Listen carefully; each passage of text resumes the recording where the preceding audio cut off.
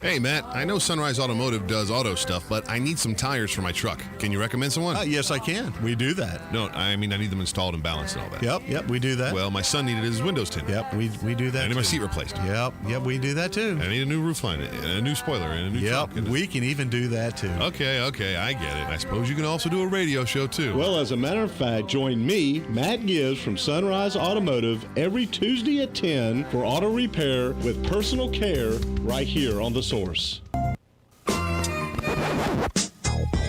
Now you did it. Are you completely insane?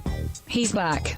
He, who must not be named, the man, the myth, the only guy in Ocala to eat his own weight in fried pickles. Twice. Now, you asked for it. Sorta. Live and in person, it's Tom Schmitz.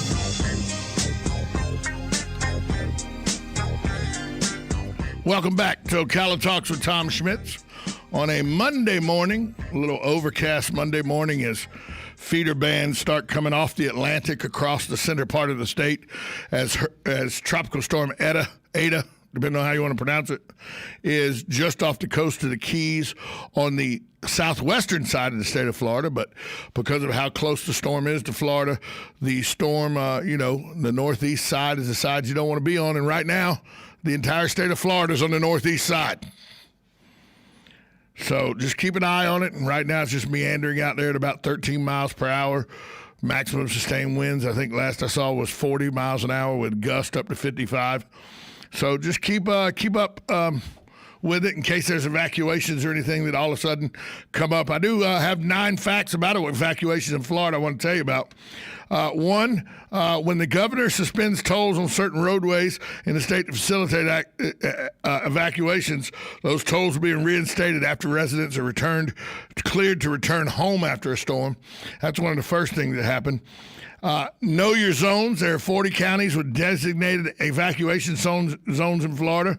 4 central Florida counties have the designation: Brevard, Lake, Volusia, and Flagler. All are designated as evacuation zones. Keep up to date on your area-specific evacuations. Counties that do not have designated evacuation zones can still call for evacuations. The areas won't refer to zones and instead will refer to geographic boundaries or landmarks. That's like when they, make you evacuate from the some of the trailer parks, some of the mobile home parks around the area. Know your route. Certain roads in the state are designed as evacuation routes. Check out the maps to find yours. You can go find those on floridagov.fl edu, not edu. I'll get the exact one. I had it here somewhere. Now I'll get it for you in a moment. But that's where you go. You just go, put in hurricane evacuation routes Florida, and it'll pop up. So know your route, know how to get out. Driving on the shoulder.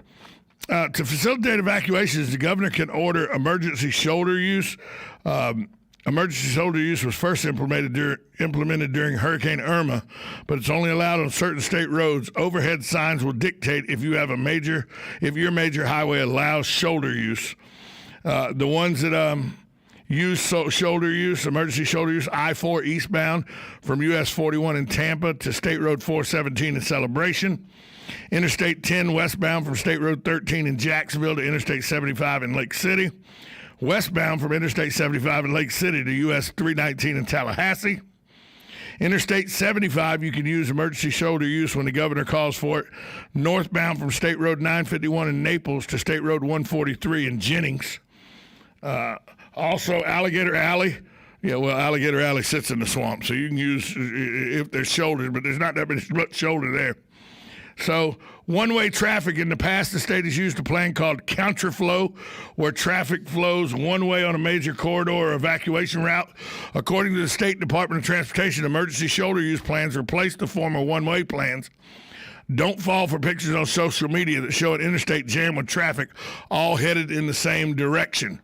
So there's lots of things they've implemented now. Causeways will always remain open. Law enforcement agencies will keep causeways and bridges open unless the bridge is structurally unsound.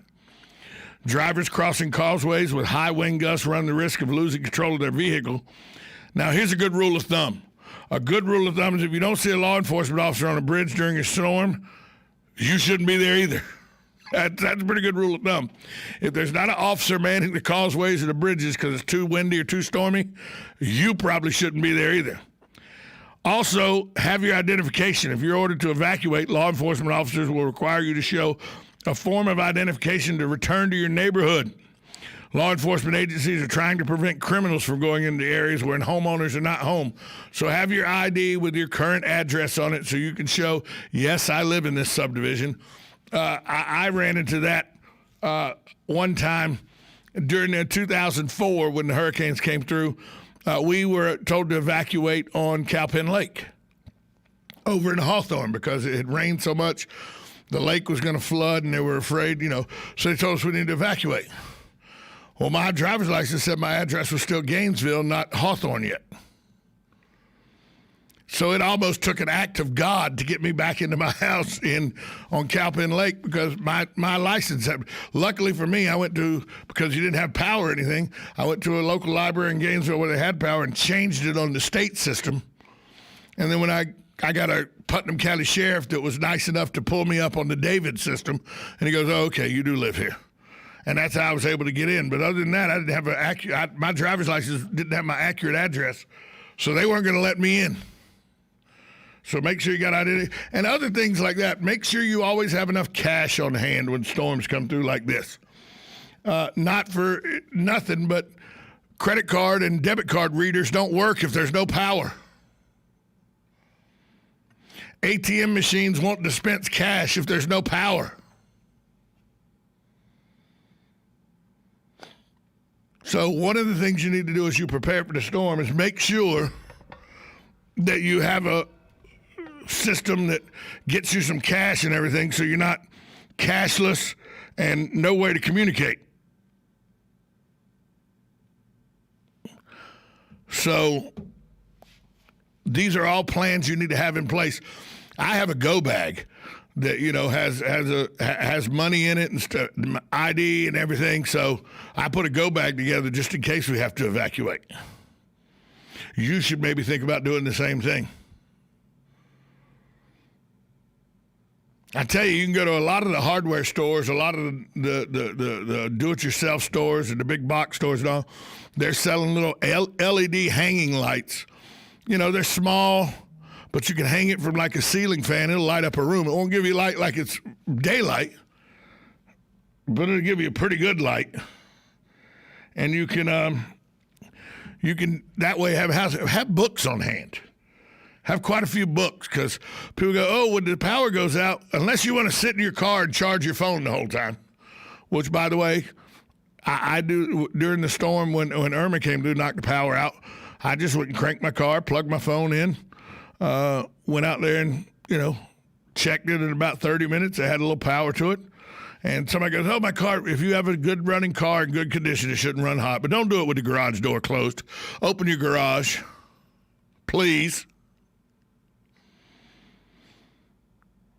But Hurricane Ada, or Tropical Storm Ada, which they think will become a hurricane in the next few days, it deserves us keeping an eye on it. It deserves us to get prepared to watch and be cognizant of the fact that it could, at any moment, turn anywhere in that cone and come towards you. I always thought the weather people had it pretty good until Charlie came through in 2004 that was supposed to go into Tampa Bay. And, well, if you know, it went up Charlotte Harbor. It didn't go anywhere near Tampa Bay.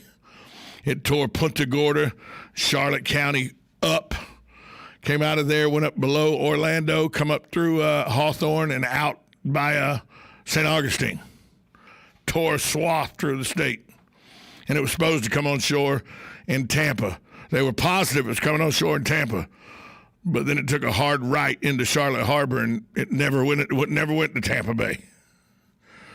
That's the kind of things you got to watch. And this is one of those storms that they don't know where it's going really. So you got to be vigilant and you got to keep your eye on it. If I've missed any kind of tips for hurricanes, give me a call, 622-9622. Really late in the season to have a storm of this size to come into the Gulf and turn its attention to the U.S. What is it, November 9th? We only got, 21 days left, 22 days left of hurricane season? But here's a late season storm that is a tropical storm and looks like it could become a hurricane as it's going to turn, according to the models, it's going to turn south after it gets away from the Keys, turn south for a little bit, strengthen, and then turn back with a north-northeast trajectory right towards, they think, the Big Bend of Florida. But yesterday they thought it was going to hit somewhere around Sarasota. Then it went to Tampa. Then it went to Cedar Key. Now it's up in the Big Bend. Let's be honest, folks. They don't know where this storm's going. And when you have a storm like that, when nobody's really sure where it's going, we need to really keep an eye out. Because those are the kind of storms that are most dangerous, the ones that they really don't know where they're going. Mike's weather page on Facebook, I find, is a great resource to accurately track and keep a good watch on where the storm's going. And so I ask you to just give it a try. It's a pretty good Facebook page. It's a weather page, and they do a lot of good stuff there. And it's what I trust. It's where I get most of my information from when I'm talking about it. Tropical storm Ada, which is forecast to become a hurricane. Right now, 13 miles an hour is where it's moving. Millibars at 966 and moving at 13 miles per hour. So, but it looks like it's going to go south and then come back north. You're listening to Ocala Talks with Tom Schmitz, 1370 AM, 96.3 FM, WOCA, The Source. Broadcasting from the Paddock Mall Studios, this is WOCA, Ocala, Gainesville, The Villages, 1370 AM, 96.3 FM, The Source. USA Radio News with Lance Pry. Trump attorney Rudy Giuliani says as many as 10 lawsuits alleging election fraud will be presented this week. Giuliani goes on to say there is strong evidence that this was an election that in at least 3 or 4 states and possible 10, it was stolen. Now, you can't let an election go into history without challenging that. Alex Trebek has lost his battle with cancer. This is Jeopardy! The 80-year-old Jeopardy game show host holds the record for the most episodes, spanning 36 years. Alex Trebek! Thank you, Johnny. Thank you, ladies and gentlemen, and welcome aboard. In March 2019, he had been diagnosed with stage 4 pancreatic cancer and was among a small percentage of people to live a year or longer with the diagnosis. In July, he published his memoir, The